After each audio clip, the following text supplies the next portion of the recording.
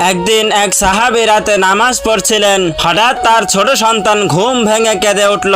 তিনি সাথে সাথে নামাজ সংক্ষিপ্ত করে ছেলের কাছে গেলেন। লোকেরা জিজ্ঞেস করলো, আপনি তো নামাজে ছিলেন, তবুও কেন ছেলের কাছে গেলেন? সাহাবী বললেন, আল্লাহ আমাকে ইবাদতের সাথে সাথে সন্তানের দায়িত্ব দিয়েছেন, তাই নামাজ সংক্ষিপ্ত করলাম যেন আল্লাহ খুশি হন আর সন্তানও শান্ত হয়। প্রিয় ভাই ও বোনেরা, আমরা যেন শুধু ইবাদতে নয়, সংসারের দায়িত্ব যত্নবান হই। যদি ঘটনাটা ভালো লেগে থাকে, আল্লাহর দ্বীনের বার্তা ছড়িয়ে দিতে লাইক, কমেন্ট, শেয়ার করুন।